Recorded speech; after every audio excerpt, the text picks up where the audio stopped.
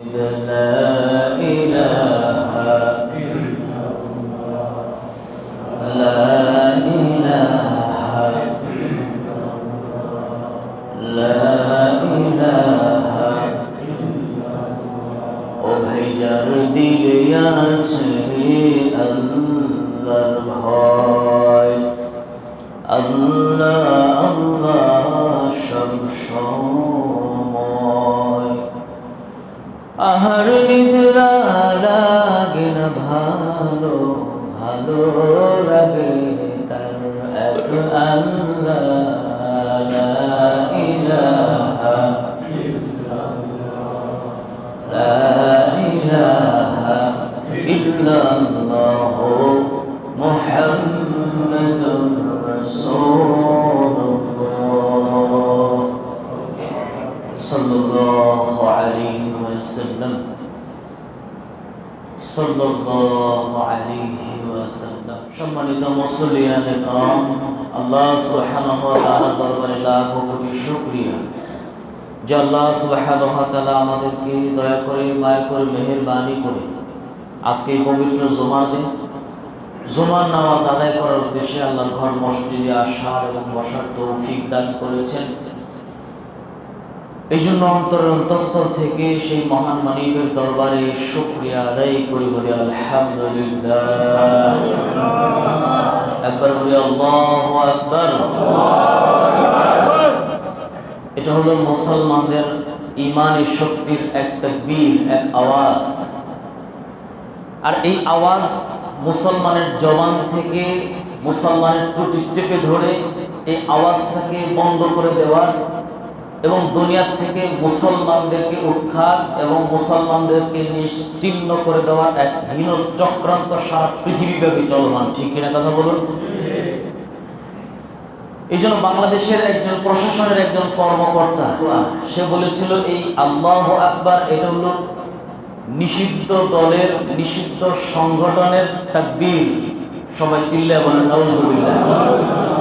আচ্ছা বলেন তো এই আল্লাহু আকবার তাকবীর এটা কি কোনো দলীয় স্লোগান, কোনো দলীয় তাকবীর না মুসলমানের তাকবীর?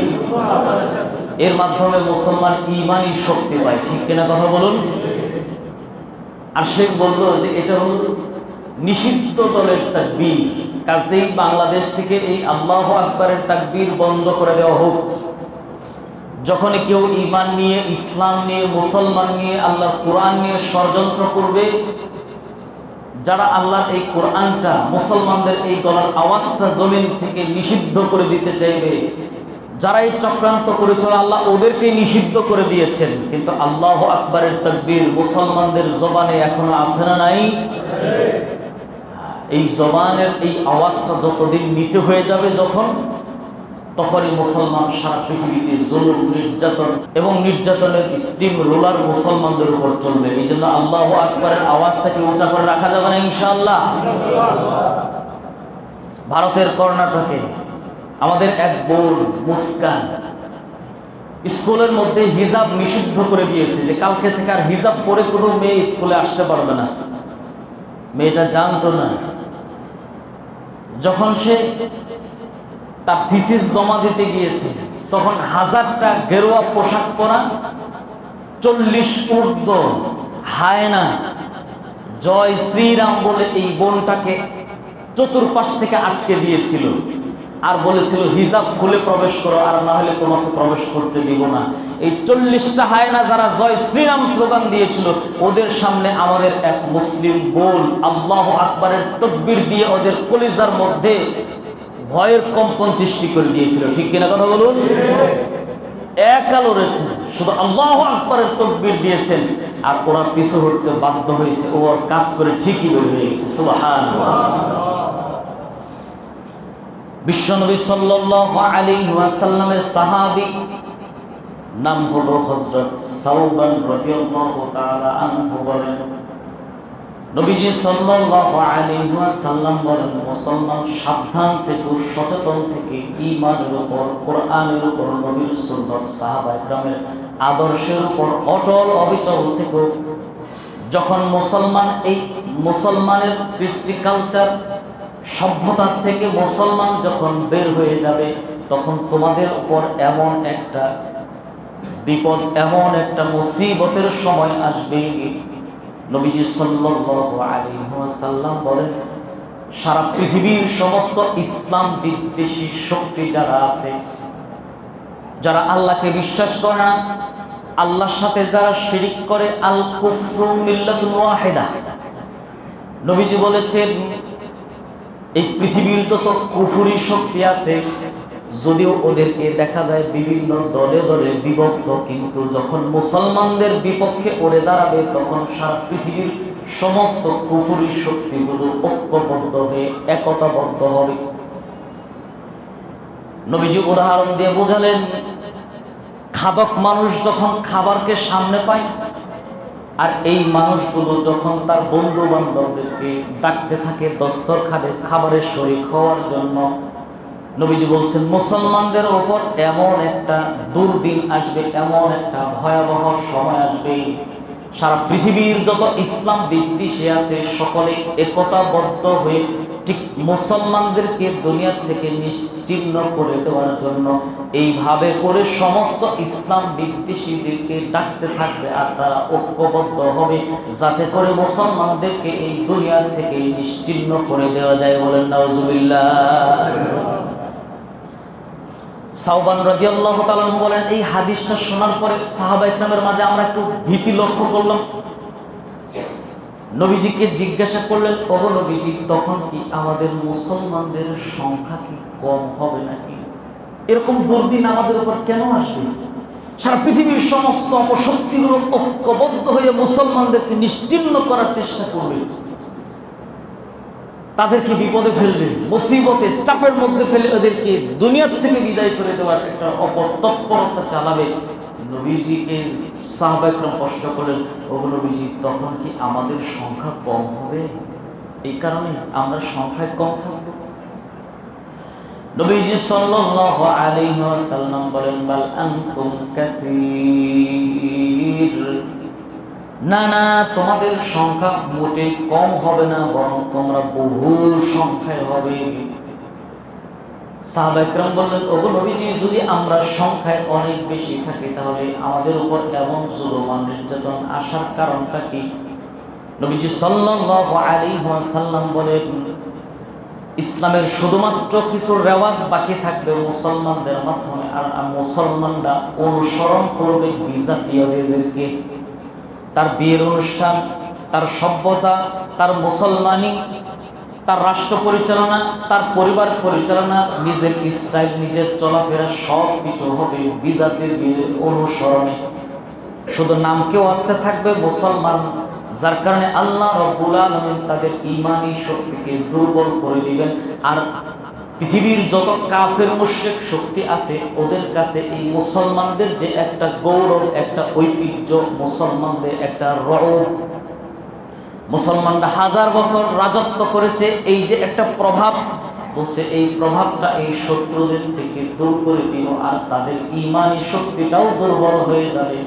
যার কারণে নবীজি বলেন, বাল আনতুম কাসীর, তোমাদের পরিমাণটা হবে অনেক, ওয়ালাকিন্না গুসাইন কাগুসাইস সাইল, কিন্তু স্রোতের মধ্যে খড়কুটা যেরকম শূন্য হবে, একেবারে হালকা হয়, এই স্রোতের সাথে এই খড়কুটাগুলো যেরকম মোকাবেলা করে দাঁড়িয়ে থাকতে পারে না, যদিও মুসলমানদের সংখ্যা অনেক কিন্তু তাদের ঈমান হবে ঈমান শূন্য খড়কুটার মতো। বলেন নাউজুবিল্লাহ। যার কারণে এই ঈমানি এই শক্তি নিয়ে মুসলমান তারা তাদের আদর্শের উপর এই খড়কুটার মতো হবে, অর্থাৎ তারা তাদের আদর্শ নিয়ে মোকাবেলা করার ঈমানি সাহস নিয়ে তাদের সামনে দাঁড়ানোর সক্ষমতা আর শক্তি পাবে না। যার কারণে মুসলমানদের সংখ্যা আধিক্য হলেও মুসলমান নির্যাতিত হবে। আজকে সারা বিশ্বের চিত্রের দিকে আপনি তাকিয়ে দেখেন, মুসলমানরা কি খুব ভালো পজিশনে আছে না জুলুম এবং নির্যাতনের শিকার হচ্ছে? কথা বলুন, মুসলমানরা কি খুব আরামে আছে না জুলুম আর নির্যাতনের শিকার হচ্ছে? সাহাবায়ে কেরামকে নবীজি আরো বললেন, আরো কিছু কারণ আছে, আর এই যে মুসলমান খড়কুটার মতো হওয়ার কারণটা হলো, নবীজি বলেন মুসলমানের মাঝে দুইটা জিনিস প্রবেশ করবে। এক নাম্বার হলো হুব্বুদ দুনিয়া, এই দুনিয়ার নেশায় পড়বে।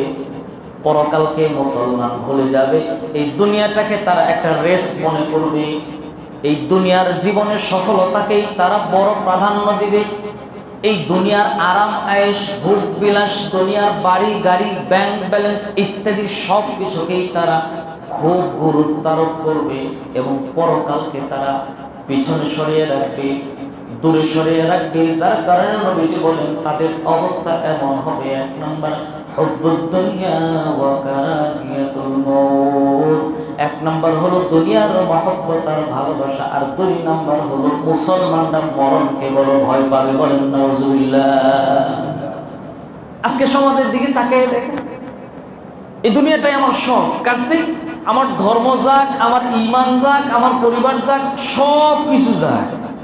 এই জন্য দেখবেন যখন কোনো সংখ্যাগরিষ্ঠ মুসলমান যদি কোনো অপরাধ করে, তখন হলুদ সাংবাদিক, মিডিয়া সহ সারা বিশ্ব যেভাবে ওরে শাস্তি দেওয়ার জন্য উঠে পড়ে লাগে, কিন্তু সংখ্যালঘু মাত্র 5%, 3% হিন্দু, বৌদ্ধ, খ্রিস্টান, অন্য ধর্মাবলম্বীরা যখন কোনো অপরাধ করে, তখন তারা নমনীয় একটা ভাব প্রদর্শন করে। আছে না নাই? এই জন্য আল্লাহ রাব্বুল আলামিন পবিত্র কোরআনে বলে দিয়েছেন, এই দুনিয়াতে বসবাস করতে হলে তোমাকে বন্ধু চিনতে হবে, শত্রু চিনতে হবে। ঠিক কিনা কথা বলবো? এই যে মহল্লা, এই পাড়া, এই যে আবাসিক এলাকা, এই জায়গায় আমরা যারা বসবাস করি, সবাই কি আমাদের বন্ধু? কথা বলেন। শত্রু কেউ নাই? এ তো গেল মুসলমানদের সমাজ। যদি এদের মধ্যে যদি বিরোধ থাকে, এদের মধ্যে যদি এদের শত্রুতা থাকে, আর যারা মুসলমানদের এই আদর্শ বিশ্বাসী করে না, তো ওরা কি আপনার খুব অন্তরঙ্গ বন্ধু হবে? আচ্ছা বলেন তো, আমরা কোন কবি, সাহিত্যিক, কলামিস্ট, দার্শনিক, এদের বই পুস্তক, এদের লেখালেখনীকে যতটা গুরুত্ব দেই, যদি আল্লাহর কোরআনটাকে ওই পরিমাণ গুরুত্ব দিতাম, তাহলে সমাজে আমাদের বন্ধুকে আর সমাজের শত্রুকে চিনতে পারতাম কিনা? কথা বলেন। আল্লাহ রাব্বুল আলামিন বলেন, মুসলমান আমি আল্লাহ তাআলা তোমাদের জন্য পবিত্র কোরআনে বাণী ইরশাদ করে গেলাম, লাতাজিদান্না আশাদ্দান নাসি আদাওয়াতান লিল্লাযিনা আমানুল ইয়াহুদা ওয়াল্লাযিনা আশরাকু। মুসলমান এই সমাজে তোমরা বসবাস করো ঈমানদার, তবে তোমাকে শত্রু চিনতে হবে, তোমাকে বন্ধু চিনতে হবে।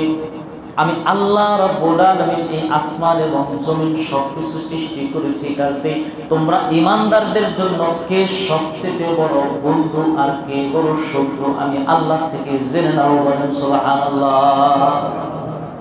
এই জন্য আল্লাহ যদি আমাদেরকে বন্ধু আর শত্রুর সাথে পরিচয় করায় দেয়, বলেন এই তথ্য, এই থিওরির মধ্যে কি কোনো ভুল হওয়ার সম্ভাবনা আছে? আল্লাহ রাব্বুল আলামিন বলেন, এই পৃথিবীতে সবচেয়ে, তোমাদের সবচেয়ে জানের দুশমন হবে দুই শ্রেণীর লোক।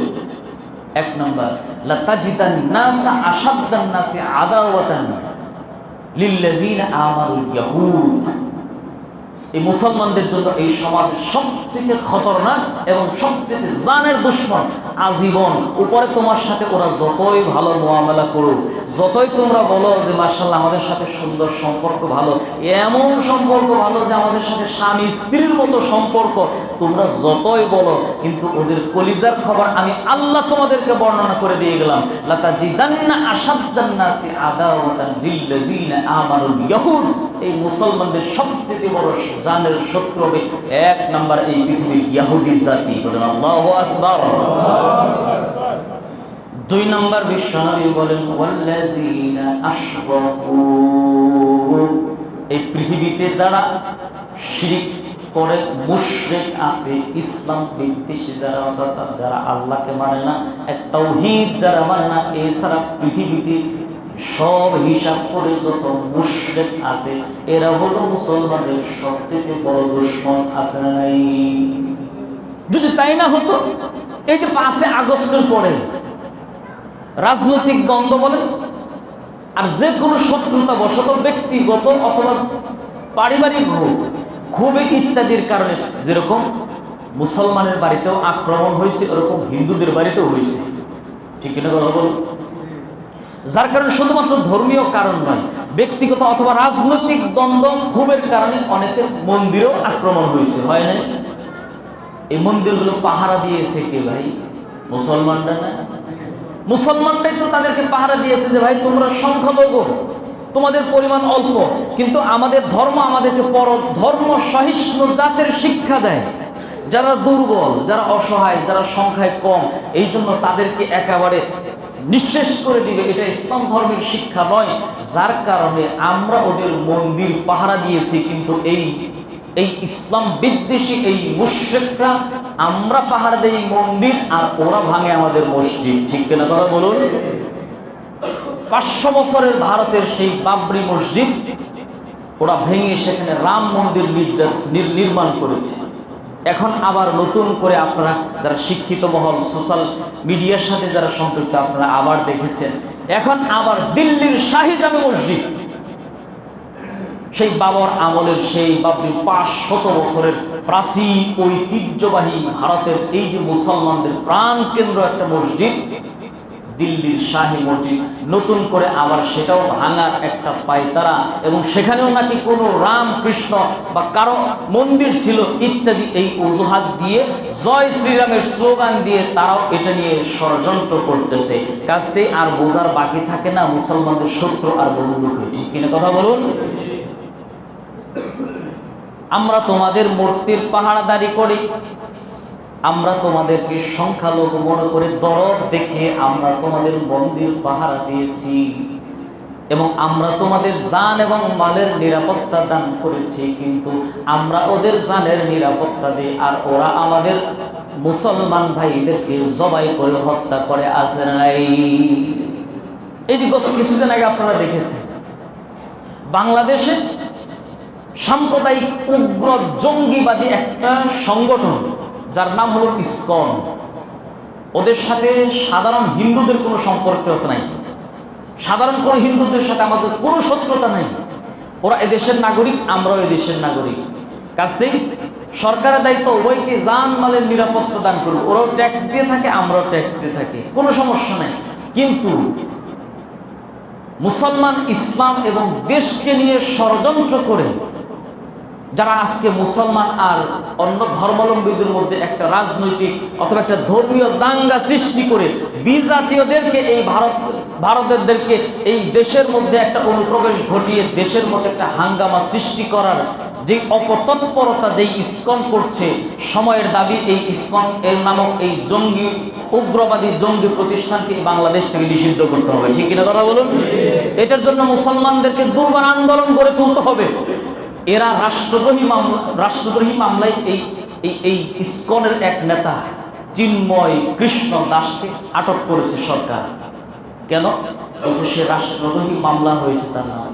এই চট্টগ্রামকে 5 আগস্টের পরে এই চট্টগ্রামকে নিয়ে যেই চক্রান্ত যারা করেছে, বাংলাদেশের সেনাবাহিনী যারা, এদের উপর সচরাচর হামলা করা, এদের গায়ে হাত তোলা, এদের উপর কোনো ধরনের নির্যাতন, এটা ইতিহাসের মধ্যে খুব বিরল। যেই দৃষ্টান্তগুলো ওরা সংখ্যালঘু হওয়ার পরেও বাংলাদেশে এই দৃষ্টতা ওরা সরকারের বৃদ্ধাঙ্গুল লেখিয়ে করেছে, ঠিক কিনা কথা বলুন? ওরা সেনাবাহিনীর উপর হাত তুলেছে, আক্রমণ করেছে, বাংলাদেশের পতাকাকে নিচে দিয়ে ঘেরুয়া ওদের সংগঠনের পতাকাকে উপরে উঠিয়ে ওরা রাষ্ট্রদ্রোহী অন্যায় করেছে।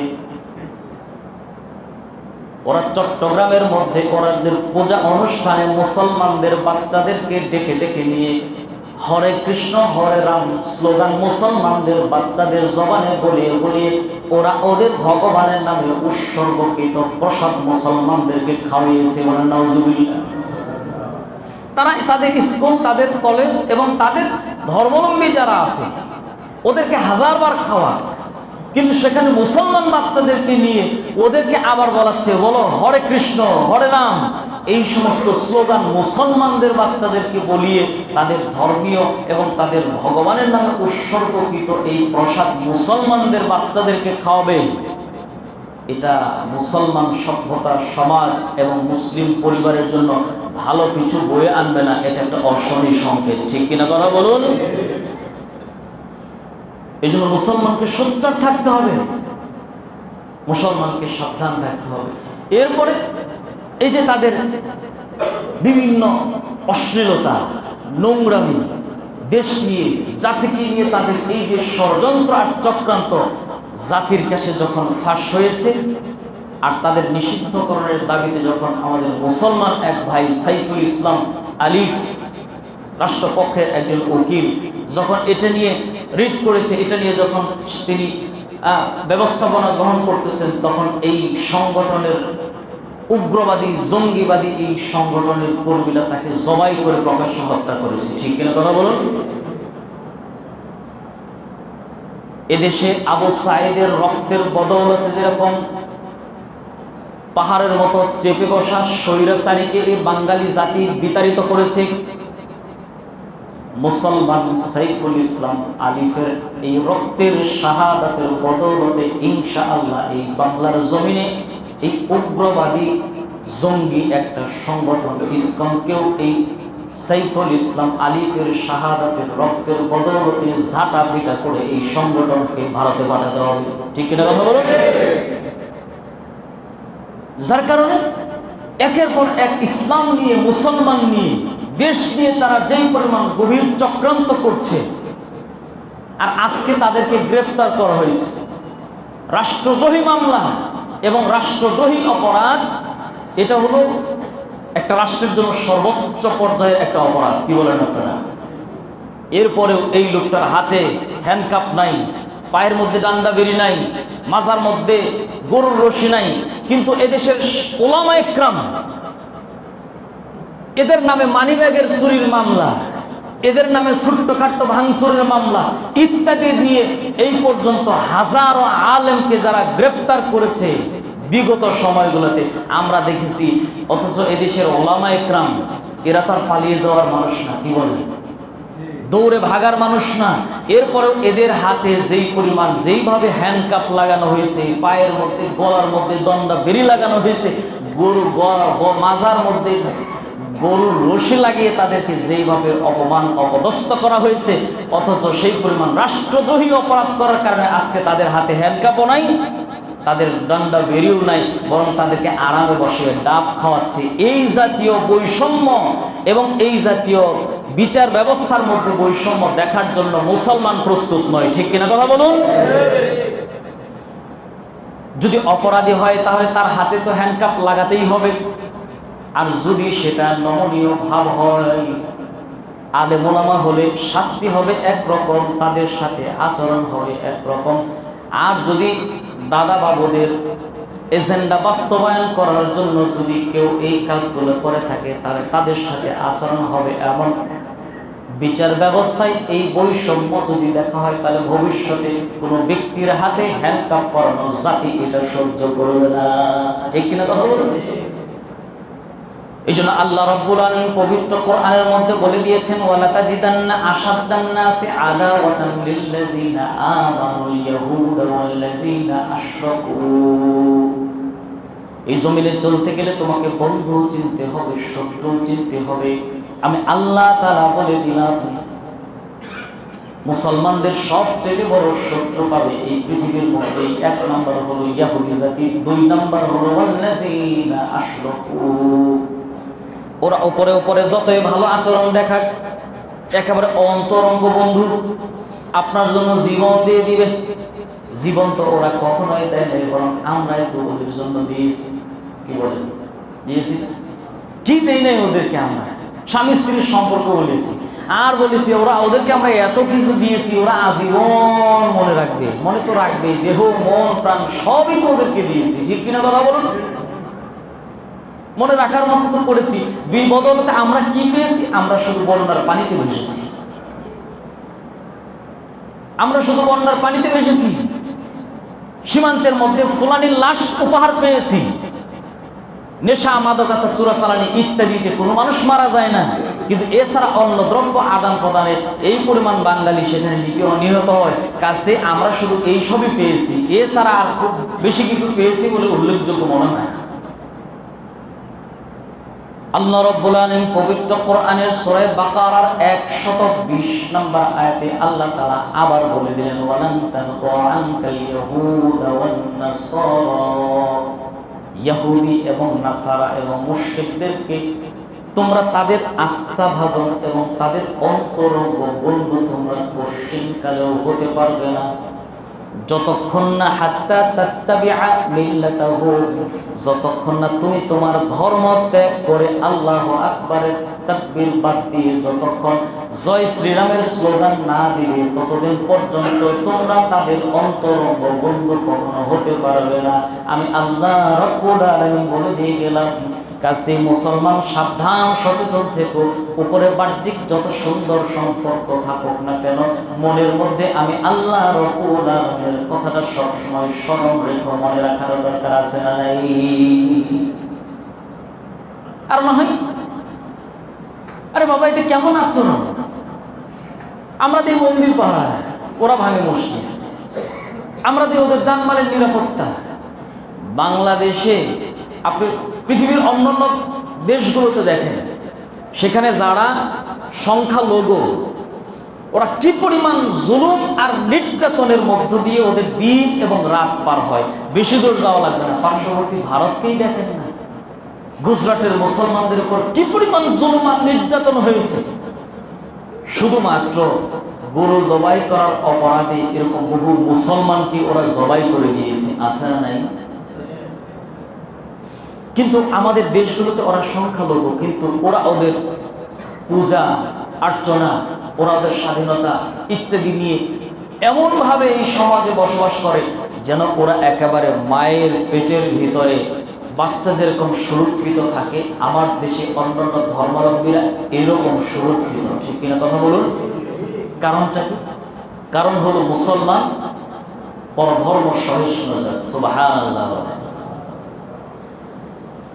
কিন্তু ইসলামে আমরা শুধু সহজ নীতিমালাটা গ্রহণ করেছি। নবীজির মক্কা জীবনের 13টা বছরের ইতিহাস আমরা লালন করি মনের ভিতর, কিন্তু মদিনার 10টা বছরের ইতিহাস আমরা মুসলমানরা বেমালুম ভুলে গিয়েছি। মক্কাতে নবীজি সাল্লাল্লাহু আলাইহি ওয়াসাল্লাম 13টা বছর জুলুম এবং নির্যাতন সহ্য করেছেন।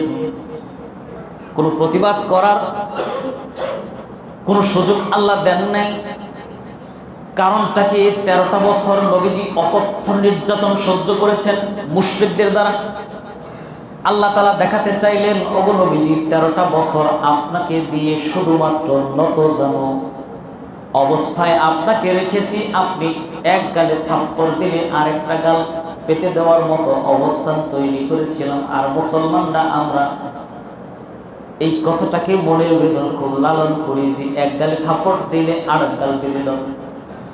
এটা ছিল মক্কার, এটা হলো বাইবেল এবং খ্রিস্টান ধর্মাবলম্বীদের একটা স্লোগান। কিন্তু ইসলাম হলো এটা মধ্যম পন্থা, এর মধ্যে শিথিলতাও আছে, মধ্যম পন্থাও আছে এবং কট্টরতাও আছে। ঠিক কিনা কথা বলুন? শুধু ইসলামে না, সবকিছুর মধ্যে। একজন ডাক্তারের কাছে যাবেন, প্রাথমিক যদি কোনো ট্যাবলেট দিলে আর মলম লাগিয়ে দিলে যদি সেটা ভালো হয়, প্রাথমিক শিথিল অবস্থা গ্রহণ করে ডাক্তাররা। এরপরে দেখে যে না, আসলে শুধুমাত্র ওষুধ আর মলম দিলে হবে না, এটাকে ওপেন হার্ট সার্জারি করা হবে, অ্যানেস্থেসিয়া দিয়ে অবশ করে এরপরে ওটাকে কেটে এরপরে সেখানে যা করার তারা করে, মধ্যম পন্থা অবলম্বন করে। কিন্তু এরপরে দেখে যে না, এখানে ক্যান্সারের জীবাণু আছে, এখানে পয়জন ঢুকে গেছে, কাছে এই অঙ্গটা রাখলে এই লোকের জন্য মৃত্যুর কারণ হবে, তখন তারা কট্টর পন্থা অবলম্বন করে অপারেশন করে এই অঙ্গটাকেই বাতিল করে দেয়। ঠিক কিনা কথা বলুন? বিশ্বনবী 13টা বছর জুলুম নির্যাতন সহ্য করেছেন। আল্লাহ তাআলা দেখাতে চাইলেন সব কিছু শুধুমাত্র নতজানু অবস্থা দিয়ে সমাধান করা সম্ভব হয় না। কুকুর যেরকম হয় মুগুরটাও ঠিক ওই রকমই মারতে হয়। ওগো নবীজি 13টা বছর আপনাকে শুধু নরম নরম নরম নরম দেখালাম, এই 13টা বছরে ইসলামেরও কোনো উন্নতি অগ্রগতি আপনি করতে পারেন নাই এবং সমাজটাকে এই কোরআন দিয়েও ঢেলে সাজাতে পারেন নাই, বরং জুলুম আর নির্যাতনের শিকার হয়েছেন। বহু মানুষ শাহাদাতের পেয়ালা পান করেছে নবীজি। এখন আর এই অবস্থায় থাকলে হবে না, মদিনাতে হিজরত করে যান। দলবল অস্ত্র শস্ত্রের সংগঠিত হওয়ার পরে এখন নীতিমালা পরিবর্তন হবে, ওরা মারবে তো শুধু মার খাবেন না, ওদেরকেও পিটানি দিতে হবে। সুবহানাল্লাহ। আল্লাহ বলেন আনজালনাল হাদিদ, আপনার উপর লোহার ডান্ডা দিলাম। এই 13টা বছর আপনি মার খেয়েছেন, এখন ওরা মারতে আসবে, একটা মারলে 3টা মেরে দিবে। আল্লাহু আকবার বলেন। এই জন্য আমরা ওদেরকে দরদ করি, মায়া করি, মহব্বত করি। তো কাছে এখন দেখি যে মাশাআল্লাহ ওরা আমাদের মুসলমানদের জবানে জয় শ্রীরামের স্লোগান পড়ায়, ওরা আমাদের মুসলমানদেরকে ওদের প্রসাদ খাওয়ায়, ওরা আমাদের মুসলমানদের চট্টগ্রামে মার্কেটের মধ্যে হামলা হয়েছে, মসজিদে ঢুকে ইমামকে হত্যা করেছে, এমনকি মার্কেটের মধ্যে আক্রমণ করে ভাঙচুর করেছে, জয় শ্রীরামের স্লোগান দিয়ে মুসলমানদের দোকানপাট বাড়িঘর ভাঙচুর করেছে। কাছ থেকে এখন আর ওই লতা জানোর সুযোগ নাই, কাছ থেকে এখন আনজালনাল হাদিদ, লোহার ডান্ডা ব্যবহার করতে হবে। ঠিক কিনা কথা বলুন? প্রথমে আমরা বলছি সাধারণ কোনো হিন্দুদের সাথে আমাদের কোনো ধরনের শত্রুতা নাই, ওরা নিরাপদ থাকবে। ঠিক কিনা? কিন্তু সাধারণ হিন্দুদের সাথে এই সাম্প্রদায়িক উগ্র জঙ্গিবাদী এই ইসকন সংগঠন, এদের সাথে কোনো সম্পর্ক নাই। এটা রাষ্ট্রদ্রোহী, এরা দেশের শত্রু, এরা স্বাধীনতার শত্রু, এরা মুসলমানদের শত্রু। এই জন্য এদের সমস্ত কার্যক্রম মুসলমান দুর্বার আন্দোলন করে গড়ে হলেও নিষিদ্ধের দাবি জানাতে হবে। ঠিক কিনা কথা বলুন? এই সমস্ত জঙ্গি এবং এই জাতীয় কার্যক্রম বাংলার জমিনে বন্ধ করতে হবে। কি বলেন আপনারা? ইসলাম কত সুন্দর একটা পন্থা ব্যবহার করেছেন। আল্লাহ রাব্বুল আলামিন পবিত্র কোরআনে বলে দেন, ওয়ালা তাসাব্বুল্লাযিনা ইয়াদউনা মিন দুনিল্লাহ। সমাজের কিছু মানুষ যারা যদি অন্য ধর্মাবলম্বী হোক, যদি তারা সংখ্যালঘু হয়, তাদের পরিমাণ যদি কম হয় অথবা বেশি হয়, তোমরা অন্য ধর্মাবলম্বীদের প্রতিমা উপাস্য ভগবানদেরকে কখনো গালিগালাজ করো না। ফায়াসুবুল্লাহা আদুওয়ান বিগাইরি ইলম, এর এক নাম্বার কারণ হলো তারাও অজ্ঞতাবশত অথবা শত্রুতাবশত তোমার আল্লাহকে নিয়েও তারা ষড়যন্ত্র করবে, গালিগালাজ করবে। এই জন্য শুধু তাদেরকে দ্বীনের দাওয়াত, ইসলামের সৌন্দর্য চরিত্রের মাধ্যমে ফুটিয়ে তোলো, কিন্তু কোনো ভগবান কিন্তু উপাস্যদেরকে তোমরা গালিগালাজ করো না। বলেন সুবহানাল্লাহ। এই জন্য ইসলাম তো আমাদেরকে পরধর্ম সহিষ্ণু জাত হতে শেখায়, উগ্রতা শেখায় না। কিন্তু কেউ যদি পায়ে পাড়া দিয়ে এসে ঝগড়া করতে চায়, তখন কি শুধু নতজানু হয়ে জুলুম আর নির্যাতনের শিকার সহ্য করার সুযোগ আছে না? তখন পাল্টা প্রতিবাদ করার বিধানও ইসলামে আছে। কথা বলার আছে না নাই? এই জন্য আমরা হিন্দুদের বিপক্ষে নয়, তবে আমরা জোর দাবি জানাবো যাতে করে এই বাংলাদেশ থেকে সাম্প্রদায়িক উগ্র এই জঙ্গিবাদী এই সংগঠনকে নিষিদ্ধ করা হয়, যেটা রাষ্ট্র, মুসলমান, ইসলাম এবং মুসলিম পরিবারের জন্য যারা হুমকি। ঠিক কিনা কথা বল? এই জন্য কি আমরা কি কোনো হিন্দুদের বিরুদ্ধে করেছি, কোন উগ্রতা ছড়িয়েছি, কোন উস্কানিমূলক কথা বলেছি? যারা মাত্র শুধুমাত্র ভাইরাস, যারা হলো ফোড়া, যারা হলো ক্যান্সার, আমরা তাদেরকে নিয়ে কথা বলেছি। ঠিক কিনা কথা বল? আল্লাহ তাআলা আমাদেরকে বিষয়গুলো বোঝা, আমল করা এবং প্রকৃতপক্ষে আমাদের বন্ধু কারা, আল্লাহ তাআলা আমাদেরকে চেনার তৌফিক দান করুন। আমিন। এদেশের উলামা ইকরাম, এদেশের আলেম জনতা, হক্কানি উলামা ইকরাম, এরা হলো এই জাতির শ্রেষ্ঠ সন্তান, এরা হলো জনসাধারণের ঈমানের পাহারাদার। ঠিক কিনা কথা বলুন? আজকে তাদেরকে আমরা শত্রু বানিয়েছি, বিজাতীয়দেরকে আজকে আমরা আমাদের বন্ধু বানিয়েছি। ঠিক কিনা? আজকে আমরা আলেমদেরকে নিয়ে বিভিন্ন ব্যঙ্গ ইত্যাদি মন্তব্য করি, এমনকি আমরা এদেরকে তো পাকিস্তানের দালাল বলতেও বিন্দু মাত্র কুণ্ঠাবোধ করি না। ঠিক কিনা? কিন্তু যাদেরকে পাকিস্তানের দালাল বলে গালি দেয়, জুলুম এসেছে, নির্যাতন এসেছে, জরিমানা দিয়েছেন, শহীদ হয়েছেন, জীবন দিয়েছেন, কিন্তু এরপরেও একজন আলেম যাদেরকে পাকিস্তানের দালাল বলি, এরা কেউ পাকিস্তান পালিয়ে যায় না। ঠিক কিনা কথা বলুন? কিন্তু যাদেরকে আমরা ভারতের দালাল বলি, যারা আমাদেরকে পাকিস্তানের দালাল বলে, এখন দিন শেষে দেখা গেছে আসলে ওরাই শুধু ভারতের দালাল নয়, বরং ভারতের গোলামও বটে। ঠিক কিনা কথা বলুন? এই জন্য নতজানু পরিহার করতে হবে। ডিপ্লোম্যাটিক সম্পর্ক থাকবে তাদের সাথে, কূটনৈতিক ভালো সুন্দর সম্পর্ক থাকবে। তো কাজেই